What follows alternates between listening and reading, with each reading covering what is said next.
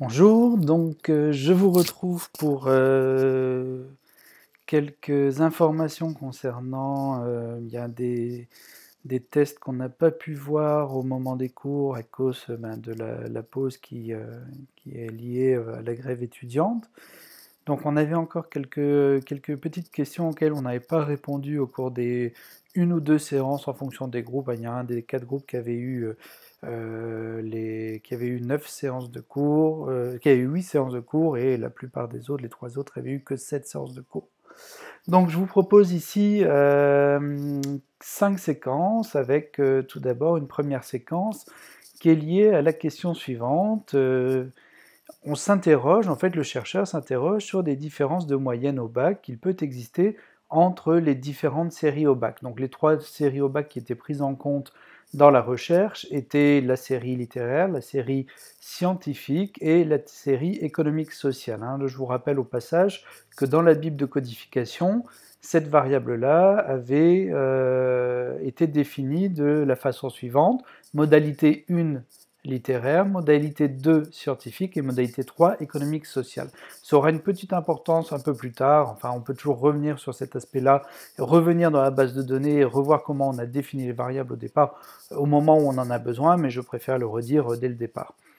Alors, si on s'intéresse à cette question, donc ici on veut savoir s'il y a des différences de moyenne au bac entre les séries. Grosso modo, est-ce qu'on obtient des meilleures moyennes au bac si on a choisi la série littéraire, ou si on est en série scientifique, ou si on est en série économique sociale, dans quelle série on obtient les meilleurs résultats, dans quelle série on a les moins bons résultats, ou est-ce qu'il n'y a peut-être pas de différence simplement entre les trois séries? On ne sait pas ici, on veut explorer simplement cette question-là, savoir s'il existe des différences, et si oui, lesquelles. Alors, la première chose pour déterminer le test qu'il est nécessaire d'effectuer pour répondre à cette question, c'est d'identifier les variables en jeu ici. Donc on a deux variables qui sont en jeu. Si vous lisez la question, vous pouvez identifier premièrement la série au bac et deuxièmement la moyenne au bac. Donc on a deux variables, la série au bac qui bien entendu est une variable nominale qui a trois modalités, on l'a dit: littéraire, scientifique, économique, social. Donc on va désigner ça comme étant une variable nominale à k modalités, k désignant simplement le fait qu'il y a plus que deux modalités. Et les groupes qui sont définis par ces modalités, c'est-à-dire les lycéens qui ont choisi la terminale scientifique, les lycéens qui ont choisi la terminale littéraire, les lycéens qui ont choisi la terminale économique sociale, donc une série différente pour la terminale, eh bien ces lycéens n'appartiennent pas à d'autres modalités, c'est-à-dire qu'on ne peut pas être à la fois en scientifique et puis en littéraire, par exemple, il faut choisir, on est soit dans l'un soit dans l'autre, et du coup on va parler ici de groupes indépendants, puisqu'on ne peut appartenir qu'à un seul groupe à la fois. La deuxième variable est une variable, donc la moyenne au bac, est une variable, bien entendu, une variable par intervalle, c'est-à-dire que entre deux valeurs que va prendre cette variable, moyenne au bac, eh bien on est capable de calculer l'intervalle qui sépare les deux valeurs. Par exemple, si mon ami a 14 de moyenne au bac et que moi j'ai 12 de moyenne au bac, je suis capable de dire qu'il y a un intervalle de 2 points entre les deux valeurs prises par cette variable moyenne au bac. Donc on a bien une variable par intervalle, et pour rappel, je n'ai cessé de le répéter au cours des séances en présentiel, pour rappel, cette étiquette-là, cette dénomination-là de variable par intervalle, eh bien, peut également être nommée dans certains articles, dans certains ouvrages, comme étant une variable numérique ou une variable continue. Donc ça veut dire, par intervalle numérique continu, ça veut dire la même chose au fond, même s'il y a des petites subtilités, au fond on s'accordera ici pour dire que ça signifie que ces terminologies-là sont équivalentes. Alors, à partir du moment où on a une variable nominale à k modalité définissant k groupes indépendants, et que la seconde variable est par intervalle, eh bien si on prend le document que je vous ai donné pour vous aider à à choisir le test statistique adéquat, eh bien on va se trouver dans la configuration suivante. J'ai ici simplement fait une capture d'écran du document avec simplement la partie qui nous intéresse. En fait, c'est la troisième ligne en gras de ce document. Une des deux variables est nominale avec k modalité définissant k groupe indépendant, et puis la deuxième variable, quatrième tiré, la deuxième variable est numérique, comparée k moyenne, et on vous indique ici que vous devez effectuer une ANOVA à un facteur. Alors on va maintenant voir comment on réalise cet ANOVA à un facteur dans le logiciel SPSS. Donc je vais sur SPSS, je retrouve ma base de données où j'avais toutes les variables qui concernaient ces 90 lycéens, les notes au bac, les appréciations, etc. etc.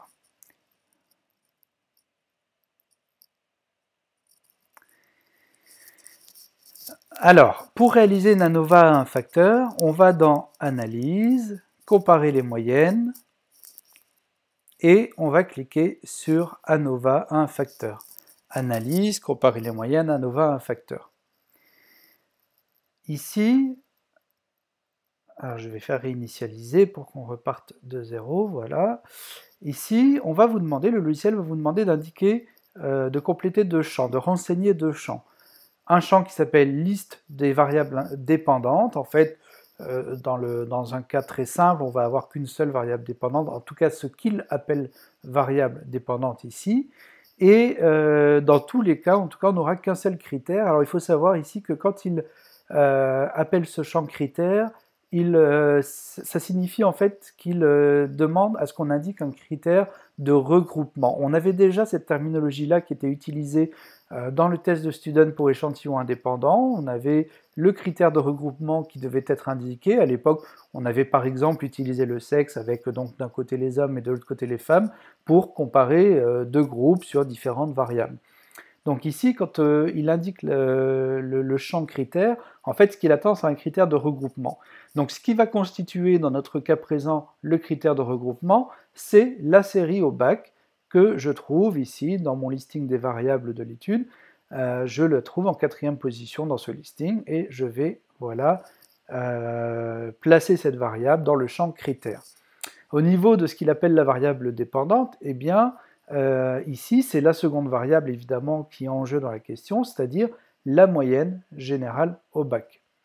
Alors, je vais la chercher, on la trouve un peu en dessous des notes et des appréciations qui ont été obtenues par le lycéen, et je, voilà, la fais basculer, cette variable, dans le champ liste de variables dépendantes. Alors, si pour l'instant, je fais OK, eh bien, le logiciel va m'ouvrir la fenêtre des résultats, et le seul résultat que je vais voir apparaître, c'est un résultat d'un test inférentiel, à savoir ici, et de manière tout à fait logique, une ANOVA à facteur. Alors cette ANOVA à facteur, elle est intéressante, mais ce qui peut peut-être être surprenant et déroutant, c'est qu'habituellement, par exemple quand on fait un test T de student et qu'on compare la moyenne au bac entre des hommes et des femmes, voir si les hommes ont des meilleurs résultats ou les femmes ont des meilleurs résultats, eh bien on va avoir 2 tableaux. On va avoir un tableau de statistiques descriptives qui nous permettra déjà de décrire ce qui se passe dans notre échantillon, et puis ensuite, le t-student, c'est-à-dire un tableau de statistiques inférentielles qui va nous donner la valeur du t-student et la probabilité associée, et qui nous permettra de conclure que ce qu'on a observé dans notre échantillon, eh bien, peut être inféré au reste de la population parente, c'est-à-dire tous les lycéens qui passent le bac, quelle que soit l'année, je veux dire l'année dernière, il y a 2 ans, il y a 10 ans, ou l'année prochaine, et quel que soit l'établissement sur le sol français, en tout cas, voilà la conclusion qu'on pourra peut-être inférer.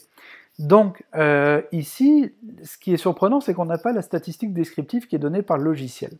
Alors il y a quand même une raison à ça, même si, bien entendu, on pourra aller la chercher, parce qu'il est toujours nécessaire de décrire ce qu'il se passe dans notre échantillon avant de réaliser un test inférentiel pour essayer d'inférer quelque chose à partir de la description qu'on en a fait. Si on n'a pas de description, on ne peut pas faire cette inférence. Et si on regarde ici le résultat de l'ANOVA, eh bien on se rend compte que l'ANOVA, alors je vais dire dans un instant comment on va écrire ce résultat, mais on voit tout de suite que dans la dernière colonne de ce tableau, l'ANOVA, le test de l'ANOVA qui a été réalisé ici, eh bien sera significatif, c'est-à-dire que la probabilité est inférieure à 0,05, et donc comme le test est significatif, on pourra inférer ce qu'on a observé dans notre échantillon au reste de la population parente. Et pour l'instant, en fait, on ne sait pas grand-chose, parce que ce que nous dit l'ANOVA, c'est qu'il existe effectivement une différence, au moins une différence qui est significative entre les groupes. Ici, on a 3 groupes, littéraire, scientifique et économique-social. Donc il existe, au niveau de la moyenne au bac, il existe au moins une différence significative entre ces 3 groupes, mais on ne sait pas où elle se situe. Donc on va revenir dessus dans quelques instants. Je voudrais juste préciser que quand on va écrire l'ANOVA dans un document, un dossier, un rapport, un mémoire de recherche, une thèse, eh bien on doit écrire l'ANOVA en suivant les conventions internationales pour son écriture, c'est-à-dire qu'on va écrire F, et tout de suite à côté du F, à côté de la lettre F, sans espace, on va indiquer une paire de parenthèses, et à l'intérieur de ces parenthèses, on va indiquer 2 degrés de liberté. Le degré de liberté qui est indiqué ici sur la première ligne du tableau dans la colonne DDL, c'est-à-dire le 2, donc c'est le degré de liberté intergroupe. Ce 2 correspond à quoi? Il correspond tout simplement au nombre de groupes qu'on a dans le test qu'on vient de réaliser.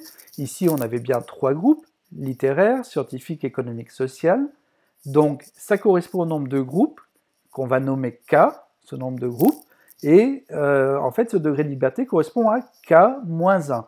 Donc, le nombre de groupes, moins 1. Et puis, dans cette paire de parenthèses, à côté de ce premier degré de liberté, on va placer une virgule et on va indiquer le degré de liberté, cette fois-ci, qu'on appellera intragroupe ici dans ce tableau. Et ce degré de liberté intragroupe correspond à quoi? Vous voyez qu'ici, il est indiqué 87, et bien ça correspond à la taille de l'échantillon de l'étude, c'est-à-dire 90 lycéens dans cette étude, moins le nombre de modalités, c'est-à-dire de groupes. Ici, on avait 3 groupes, littéraire, scientifique, économique, social. Donc, finalement, on aura 87 en degré de liberté intragroupe. Alors, vous écrivez F, ouvrez la parenthèse, 2,87, fermez la parenthèse, et puis, égale, eh bien, la valeur qui est donnée ici de F, c'est-à-dire 3,71 si j'arrondis à 2 décimales. Et à côté de ça, on indiquera avec P, donc la probabilité P, eh bien, inférieure, strictement inférieure à 0,05, et donc on pourra dire que le test est significatif et que ce qu'on a observé dans notre échantillon, eh bien, peut être inféré au reste de la population. Alors le problème, c'est qu'on ne sait pas ce qu'on a observé dans notre échantillon, puisque ici, on n'a pas de tableau de statistiques descriptives qui est indiqué. Alors je vais retourner dans le module d'ANOVA, c'est-à-dire je vais passer par le menu déroulant Analyse, Comparer les moyennes, ANOVA à un facteur. On revient sur cette fenêtre qu'on a déjà renseignée il y a quelques minutes, mais cette fois-ci, on va demander en option, donc dans le bouton option qu'on trouve en haut à droite ici, donc je clique sur le bouton option, et là j'ai une nouvelle fenêtre d'options qui apparaît, et je vais pouvoir cocher la première case de ces options, c'est-à-dire caractéristiques, et je vais faire poursuivre et OK. Le logiciel me redonne donc les tableaux attendus. Alors cette fois-ci, on voit qu'il me redonne le tableau d'ANOVA, c'est le deuxième tableau qui est fourni ici, donc on l'avait déjà tout à l'heure, d'ailleurs je vais supprimer le résultat de tout à l'heure, comme ça on peut se concentrer désormais sur les résultats que l'on vient de redemander. Donc on aura bien le tableau ANOVA un facteur qu'on a déjà analysé il y a un instant, mais cette fois-ci, on a le tableau de statistiques descriptives qu'on aurait dû, évidemment, vous l'aurez compris, on aurait dû commencer par décrire ce qui se passait dans l'échantillon. Alors qu'est-ce qu'il se passe justement dans cet échantillon? On voit donc les 3 groupes qui sont présentés en ligne dans ce tableau, littéraire, scientifique, économique, social, et puis on a les moyennes écart-types à chaque fois, et notamment ce qui nous intéresse ici, c'est les moyennes. Alors en termes de moyenne au bac, eh bien la série littéraire obtient 11,26, la série scientifique 11,92, donc c'est-à-dire un résultat un petit peu supérieur à celui de la série littéraire, et la série économique sociale obtient le résultat de 10,82, 10,83 si on arrondit à 2 décimales. Donc c'est pour la série économique sociale qu'on va observer la moyenne au bac la plus faible. Donc on observe bien des différences, ça à la limite j'ai envie de dire c'est pas surprenant, on s'y attendait, et c'est même le contraire qui aurait été surprenant, c'est-à-dire que si littéraire, scientifique et économique et social, si les 3 groupes liés aux 3 séries au bac ici avaient obtenu exactement les mêmes moyennes, j'aurais trouvé ça un petit peu... j'aurais cherché si j'avais pas fait une erreur à un moment donné, en tout cas, parce que ça aurait été très surprenant. Donc, qu'il y ait des différences, c'est pas surprenant, c'est le hasard, c'est un phénomène aléatoire, c'est lié aux échantillons qu'on a recrutés pour l'étude, ok. Mais, comme toujours, si la différence qu'on observe devient importante, alors on va soupçonner qu'elle n'est plus simplement liée au hasard, mais qu'il y a une forte probabilité pour qu'elle soit liée à un autre phénomène. Alors, par exemple ici, on observe que c'est la série au bac scientifique qui obtient la meilleure moyenne avec presque 12, 11,92. Alors comment on pourrait expliquer ça, par exemple, si on nous disait, en fait, ce n'est pas le hasard, il y a une probabilité forte que ce ne soit pas le hasard, et que finalement, on puisse observer la même chose l'année prochaine, ou si on analyse les résultats des années précédentes, eh bien on trouve la même chose dans les années précédentes, ou dans le lycée d'à côté, ou dans un lycée à l'autre bout de la France, on trouve la même chose. Il y a une forte probabilité pour qu'on trouve la même chose ailleurs. Alors, là, il va falloir réfléchir et comprendre. Il y a certainement un phénomène plus fondamental qui vient expliquer ça. Ça ne peut pas être lié au hasard. Donc, qu'est-ce qu'on va trouver comme explication? Ça, c'est aux chercheurs de se creuser les méninges et, in fine, eh bien, de discuter de ce résultat et de trouver des hypothèses qui viendront essayer d'expliquer pourquoi on observe ce phénomène-là. Alors par exemple, chacun pourra trouver ses hypothèses, mais pourquoi pas envisager le fait que souvent, quand un lycéen, a des bonnes capacités, réussit bien sur le plan académique, et bien souvent, à la fois ses professeurs, à la fois peut-être sa famille, vont essayer de le pousser à choisir la série scientifique, dans le sens où cette série scientifique eh bien, permet ensuite peut-être d'avoir un peu plus de possibilités, un éventail plus grand en fait d'orientation possible pour la suite de son cursus, de ses études. On peut, à partir du moment où on a un bac scientifique, faire beaucoup de choses, alors que c'est vrai, si on a un bac littéraire et qu'on veut ensuite faire une fac de sciences ou une grande école dans le domaine scientifique, eh bien ça risque effectivement d'être un peu plus compliqué d'y accéder. Donc on peut imaginer que les bons lycéens, on les pousse quelque part à choisir une orientation scientifique, donc à choisir cette série scientifique au lycée. Et du coup, il ne serait pas étonnant, effectivement, que si au départ, ce sont les lycéens qui ont les meilleurs résultats académiques qui vont dans cette série scientifique, eh bien, c'est pas étonnant que finalement la série scientifique, à l'arrivée, eh bien, obtienne les meilleurs résultats au bac. Bon, on pourrait discuter, c'est ouvert en fait à discussion, tout ça, puisque ce n'est qu'une hypothèse que je pourrais formuler ici pour expliquer ce résultat-là. Alors, ce résultat-là, on l'a dit, il n'est pas lié au hasard, puisque la nova, on l'a déjà commenté tout à l'heure, mais la nova est significative, c'est-à-dire qu'elle nous dit qu'effectivement, il y a des différences qui existent, et il y en a au moins une qui est significative. Alors, peut-être que, effectivement, on a trois différences possibles, c'est-à-dire entre littéraire et scientifique, entre 1126 et 1192, on a une différence entre littéraire et économique social, entre 1126 et 1083, et puis on a la différence entre scientifique, 1192, et économique social, c'est-à-dire 1192 versus 1083. Et c'est la dernière différence entre scientifique et économique social qui est, vous le noterez, la plus importante, là où il y a la plus grande variation. Il y a 1,1 point de différence entre ces deux séries en termes de moyenne générale obtenue au bac. Donc, quand la nova nous dit qu'il y a au moins une différence significative, elle ne nous dit pas laquelle. Et il peut très bien y en avoir deux, il peut très bien y en avoir trois. Sur les trois que j'ai cités, peut-être que les trois sont significatives, c'est-à-dire qu'on risquerait, il y a une forte probabilité pour qu'on les retrouve au niveau de la population parente, de tous les lycéens qui passent le bac chaque année, ou alors il n'y en a que deux, ou alors il y en a, enfin en tout cas il y en a au moins une. Ça c'est sûr qu'il y en a au moins une. Alors je vous laisse deviner laquelle. S'il y en a au moins une, eh bien oui, je pense que vous avez compris, vous avez trouvé la réponse, c'est forcément celle qui est la plus importante, c'est-à-dire entre scientifique 1192 et économique social 1083. C'est la différence la plus importante, donc s'il y en a une qui est significative, ça sera forcément celle-ci.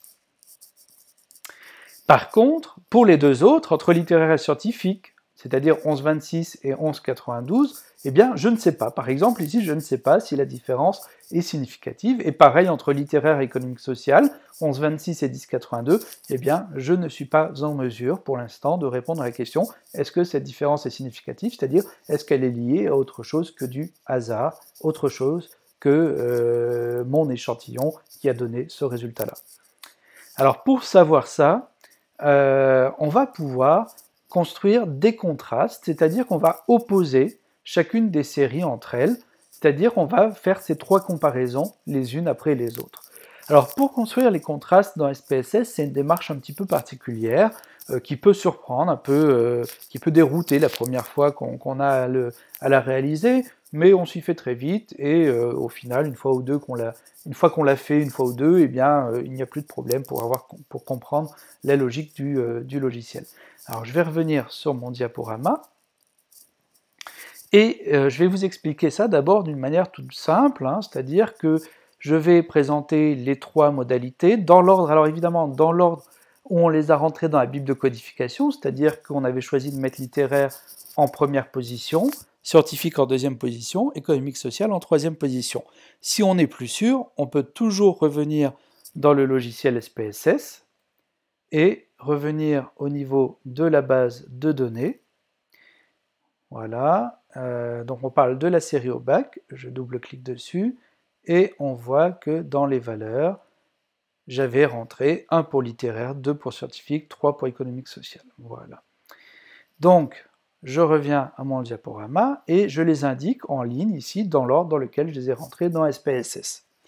Ensuite, je vais réaliser des contrastes qui seront en fait des comparaisons, donc à chaque fois des séries au bac, mais des comparaisons par deux, et j'en laisserai toujours une série de côté. Alors par exemple, pour le premier contraste, j'ai mis une croix en face de littéraire, une croix en face de scientifique, pour dire que je souhaite opposer ces deux séries au bac, et je laisserai de côté économique et social. Puis un deuxième contraste, deuxième colonne ici, avec littéraire, que j'opposerai économique-social, donc j'ai mis des croix ici, et j'ai mis un moins pour signifier que je laisse de côté scientifique. Enfin, un troisième contraste, pour cette fois-ci opposer scientifique et économique-social, donc une croix à chaque fois pour ces deux séries-là, et j'ai mis un moins, un tiret, pour signifier que je laissais de côté littéraire. Alors dans le logiciel SPSS, il va falloir rentrer ces contrastes-là pour que le logiciel comprenne, sache ce que vous voulez opposer à chaque fois. Hein, donc on va créer ces trois contrastes-là. Alors vous noterez au passage que le troisième contraste, entre scientifique et économique social, à la limite, on n'a même pas besoin de le faire, de le demander, parce que l'ANOVA nous a dit qu'il y en avait au moins un de ces contrastes qui était significatif, il y avait une différence qui était significative, et on l'a dit il y a quelques instants, forcément, c'est le contraste pour lequel il y a la différence la plus importante, eh bien, qui va être significatif. Donc, c'était bien entre scientifique et économique social, on l'a dit il y a quelques instants, vous pouvez repasser, revenir un peu en arrière dans la vidéo, si vous souhaitez vérifier cela. Alors, on va quand même le faire, même si ce n'est pas nécessaire, on va quand même calculer ce troisième contraste, parce que c'est peut-être la première fois que vous faites ça dans votre vie, et je me dis, voilà, la première fois, on aime bien vérifier, être sûr, et donc je vous propose de le faire, mais c'est vrai que en théorie, faites-moi confiance, on n'aurait pas le besoin, en fait, de calculer ce troisième contraste. Alors, dans SPSS, on ne va pas pouvoir rentrer des croix et des tirets comme j'en ai mis ici dans les colonnes. Il va falloir rentrer, saisir des coefficients. En fait, il va falloir remplacer la croix ici pour le premier contraste, pour littéraire dans le premier contraste.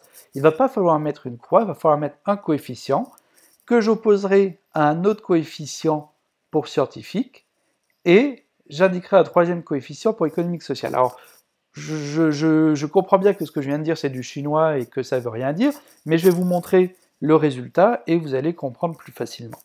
Alors voilà ce que ça donne quand on remplace les croix par des coefficients. Alors si on regarde la première colonne, premier contraste, ici. Alors littéraire, j'ai choisi d'indiquer le coefficient, pardon, j'ai choisi d'indiquer le coefficient 1. Si je veux l'opposer maintenant à scientifique, alors je vais indiquer un coefficient qui s'oppose à 1. Et le coefficient qui s'oppose à 1, ça va être le coefficient moins 1. J'aurais pu choisir de mettre 2 et moins 2, ça n'avait aucune incidence. Il fallait simplement avoir des coefficients qui s'opposaient. Et pour la troisième modalité, le troisième groupe, c'est-à-dire la série économique sociale, eh bien, je vais la laisser de côté pour l'instant, elle ne va pas rentrer en compte dans ce premier contraste, dans cette comparaison, donc je vais indiquer le coefficient 0. Dans le deuxième contraste, il s'agissait d'opposer littéraire à économique-social. Eh bien, j'ai saisi 1 pour littéraire, j'ai mis -1 pour économique-social, et j'ai indiqué 0 pour scientifique. Et enfin, le troisième contraste, donc je le redis encore une fois, il n'était pas forcément nécessaire de le faire, mais comme c'est notre première fois, eh bien on va essayer, on verra bien ce que ça va donner. Eh bien, je ne souhaitais pas étudier littéraire, j'ai mis 0 comme coefficient. Par contre, je voulais opposer scientifique à économique-social, donc j'ai indiqué les coefficients 1 et -1 pour ces deux modalités, ces deux séries-là. Je reviens sur le logiciel. Je recommence à nouveau dans le menu déroulant analyse, comparer les moyennes, je recommence donc l'ANOVA, un facteur qu'on a déjà réalisé 2 fois. Alors c'est vrai qu'on y va plusieurs fois dans ce module-là parce qu'on est dans ce moment où on apprend à s'en servir. Plus tard, vous verrez qu'on peut aller un peu plus vite, même si sur les contrastes, je préciserai dans un instant qu'il ne s'agit pas de les mettre en place à chaque fois. Alors, cette fois-ci, donc, il me manque les contrastes, je veux construire mes contrastes, donc je vais cliquer en haut à droite sur le bouton Contraste, et c'est dans cette petite fenêtre qui apparaît que je vais saisir eh bien, ces trois colonnes, 1, -1, 0, 1, 0, -1, 0, 1, -1. Donc je commence, dans la case coefficient, j'indique 1, puis juste en dessous, je clique sur Ajouter. Ensuite, je précise le coefficient -1, et je fais Ajouter, et enfin le coefficient 0, et je fais Ajouter. Ça, c'est mon premier contraste, 1, -1, 0, tel que j'avais choisi de le définir, donc on va dire sur papier, sur tableau, ou ici dans mon logiciel de présentation. Donc 1, -1, 0, j'ai créé mon premier contraste. Maintenant, il faut que je crée le deuxième contraste, et pour cela, je vais cliquer ici sur le bouton suivant, et il m'affiche un contraste 2. Alors pour l'instant, j'en ai que 2, donc il m'affiche le 2 sur le 2, mais on pourra en créer ensuite un troisième, bien entendu. Alors ici, on voulait indiquer le contraste, cette fois-ci deuxième contraste, 1, 0, -1. Donc je saisis 1, ajouter, 0, ajouter, et -1, ajouter. J'ai maintenant créé mes deux premiers contrastes, et il ne me manque plus que le troisième, donc je vais cliquer sur Suivant pour créer le troisième contraste. Cette fois-ci, c'était 0, 1, -1. Donc j'indique 0, ajouter, 1, ajouter, et -1, ajouter. Alors, si je veux être sûr que j'ai bien fait le travail, vous voyez que vous avez les boutons précédents et suivants qui vous permettent de naviguer en fait entre les différents contrastes. Donc là, je suis sur le contraste 1, 2, 3, le 1 sur 3 en fait. Donc 1, -1, 0, je vais sur le deuxième en cliquant sur Suivant, 1, 0, -1, et sur le troisième, 0, 1, -1, ça m'a l'air très bien, donc je vais faire poursuivre, et OK. Je relance donc mon ANOVA, donc il me refait à nouveau les mêmes tableaux qu'on avait tout à l'heure, c'est-à-dire les statistiques descriptives, la statistique de l'ANOVA, statistique inférentielle, et puis on a deux nouveaux tableaux qui sont apparus. Alors le premier qui s'appelle coefficient de contraste, ce qui est bien ici, c'est qu'il vous redit, en fait, il vous redonne les contrastes que vous venez de créer, mais en indiquant cette fois-ci les modalités de chacune les étiquettes en fait de chacun des trois groupes, hein, donc le groupe littéraire, le groupe scientifique et le groupe économique social. Donc ça c'est bien parce que c'est vrai que quand on le saisit, dans le menu juste avant, on a saisi les 1, -1, 0, les 1, 0, -1, etc. Eh bien on n'avait pas, en fait, on ne savait pas, on faisait ça un petit peu à l'aveugle, on ne savait pas si c'était littéraire, si c'était scientifique, si c'était économique, social. Et c'est pour ça d'ailleurs que je vous avais proposé de le faire sous forme de tableau d'abord, pour bien se les représenter, et ensuite être plus à l'aise pour le saisir dans le logiciel sans se tromper.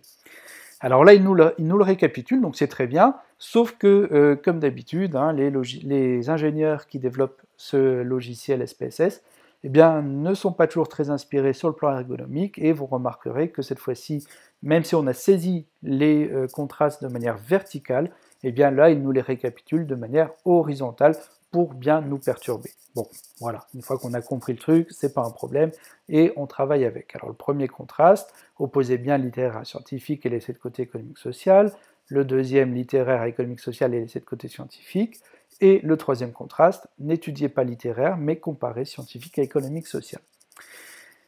Alors, petite chose intéressante, c'est que en faisant ces contrastes, on se dit, bah, si on étudie les différences ou les comparaisons par contraste, eh bien, on va comparer à chaque fois deux valeurs. Par exemple, dans le premier contraste, on oppose la moyenne au bac des littéraires à la moyenne au bac des scientifiques.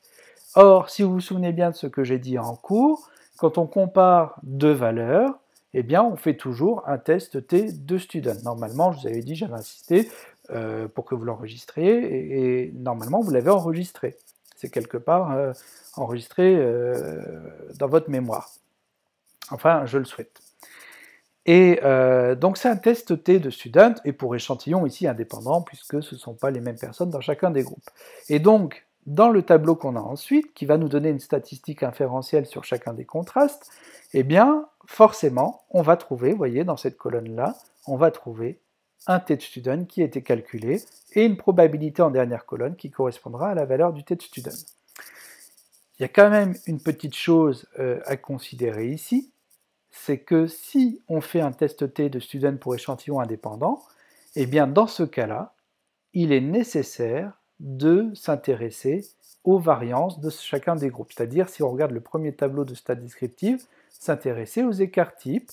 Alors, je ne vais pas revenir sur l'explication du pourquoi on doit faire ça, je l'ai longuement expliqué en cours, mais il est nécessaire, avant d'interpréter un test student, de s'assurer que les variances de chacun des groupes sont homogènes, qu'elles sont soit égales, donc comme c'est le cas ici précisé dans le dernier tableau sur la première partie du tableau, hypothèse de variance égale, ou alors qu'elles sont inégales, donc deuxième partie du tableau, hypothèse de variance inégale. Pour savoir si les variances sont homogènes ou pas, si on peut partir sur une hypothèse de variance égale ou pas, eh bien il est nécessaire de réaliser un test de Leven.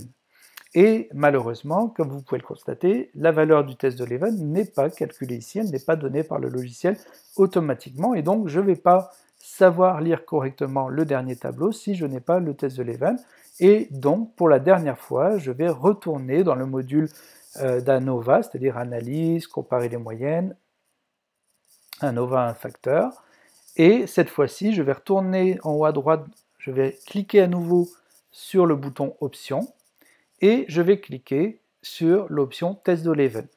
Alors vous allez me dire, ah, il y a un souci, il n'est pas proposé. En fait, si, simplement, encore une fois, les développeurs du logiciel, eh bien, ne le nomment pas toujours de la même façon.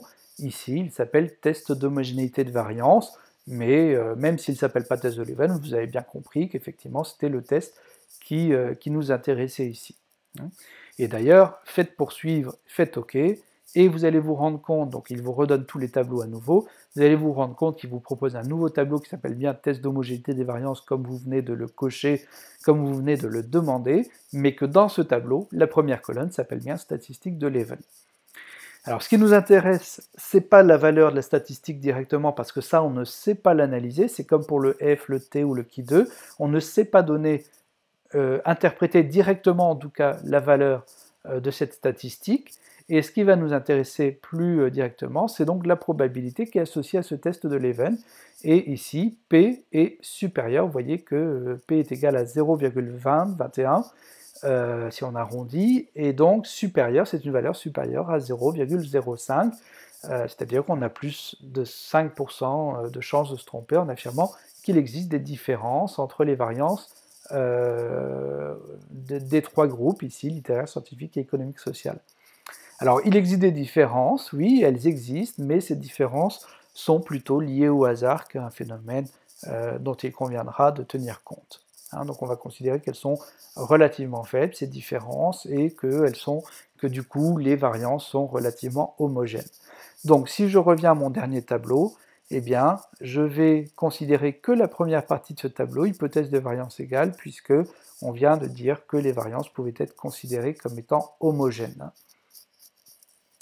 Alors, maintenant, je vais pouvoir lire donc cette première partie de tableau. Alors, la première chose, c'est le contraste entre littéraire et scientifique, donc premier contraste. on a une différence, vous vous souvenez peut-être les valeurs entre littéraire et scientifique, on avait dans ce tableau descriptif, premier tableau qui était donné par ANOVA, on avait 11,26 pour littéraire et 11,92 pour scientifique. Alors si on fait littéraire moins scientifique, ça va donner une valeur négative, hein, mais en fait, on va avoir cette valeur négative qui est donnée dans valeur du contraste, première colonne ici du tableau.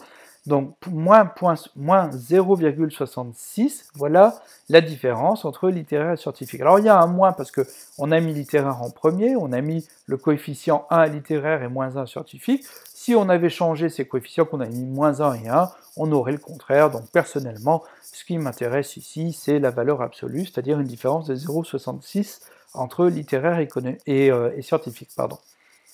Cette différence est testée par le t-student, qui est donné donc, dans la troisième colonne ici t, et on a également une valeur négative simplement parce qu'on a rentré littéraire dans scientifique, c'est la même chose que pour la valeur du contraste, mais on a une valeur qu'on ne peut pas, encore une fois, on ne peut pas analyser directement, on ne peut pas l'interpréter directement, une valeur de 1,63. Alors il faut toujours la donner, cette valeur-là, parce que c'est le test qui a été réalisé, et c'est à partir de lui qu'on va obtenir une probabilité, mais il faut l'écrire, il faut la donner dans le rapport, dans le mémoire, tout ça, il faut l'écrire quelque part, mais je ne vais pas l'analyser directement, et je vais plutôt regarder ce qui se passe au niveau de la probabilité, et on voit ici que j'ai une probabilité qui est supérieure encore une fois à 0,05, puisqu'elle est de 0,10, 0,11. Donc j'ai trop de chances de me tromper en affirmant qu'il existe une différence entre littéraire et scientifique en termes de moyenne au bac, et du coup je vais plutôt considérer qu'il n'existe pas. Alors il y a bien une différence entre les deux observée dans mon échantillon, mais cette différence est certainement, plus probablement liée à un phénomène aléatoire, et je ne peux pas inférer qu'au niveau national, ou sur les lycéens des autres années, l'année dernière, ou l'année qui viendra, l'année prochaine, eh bien je ne peux pas supposer que les scientifiques auront une meilleure moyenne au bac que les littéraires. On considère simplement ici que c'est un phénomène lié au hasard qu'on observe dans notre échantillon. Concernant le deuxième contraste, qui oppose littéraire à économique et social, eh bien, ici on a un contraste, cette fois-ci de 0,44. Donc ce sont les littéraires qui ont une meilleure moyenne que les lycéens en série économique et sociale. Il y a 0,44 points entre les deux. Et ça donne lieu donc à un t-student qui est égal, lui, à 1,08 et qui n'est pas significatif puisque vous voyez que P est égal à 0,28, c'est-à-dire largement supérieur à 0,05. Enfin, dernier contraste qui est étudié, alors forcément c'est celui pour lequel on avait la réponse, puisque l'ANOVA nous disait qu'il y avait au moins une différence significative, et qu'on avait dit, s'il y en a au moins une, c'est forcément la différence la plus importante, c'est-à-dire entre la série scientifique et la série économique-sociale. Alors, la différence entre les deux, eh bien, la valeur de cette différence a été de 1,09 ou 1,10 si on arrondit correctement à 2 décimales.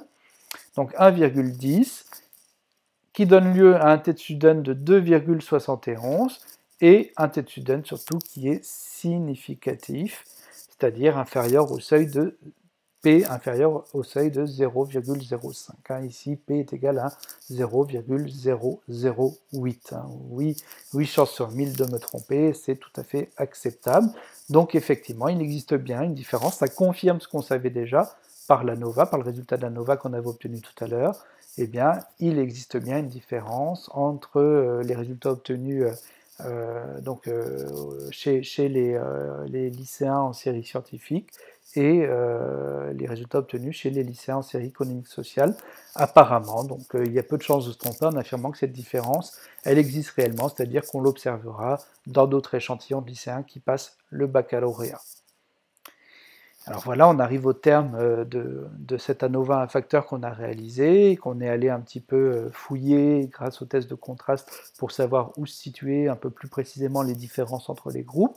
Je voudrais juste encore rajouter une chose, c'est que ici l'ANOVA au départ a été significative, on a vu que le F était significatif dans le tableau ANOVA un facteur, et c'est ce qui nous a conduit à réaliser les contrastes, à étudier un peu plus en avant, finalement, quelles étaient les différences, où elles se situaient, et est-ce qu'elles étaient significatives. Hein. Mais en fait, si une ANOVA dès le départ vous dit qu'elle n'est pas significative, c'est-à-dire qu'il n'y a aucune différence significative, eh bien, il n'est absolument pas nécessaire de réaliser les contrastes. C'est une perte de temps inutile, ne le faites pas. Hein, croyez-moi, alors souvent, il y a quand même un doute chez les étudiants qui, la première fois en tout cas, vont se dire « bon, je vais quand même vérifier ». Mais non, en fait, croyez-moi, si une ANOVA n'est pas significative, alors il est tout à fait inutile d'aller explorer les contrastes. Les contrastes, on ne les réalise que si l'ANOVA est significative, et ça vous fera gagner beaucoup de temps. Voilà, je vous remercie de votre attention. Donc c'était la première séquence, et il y en aura 5 au total.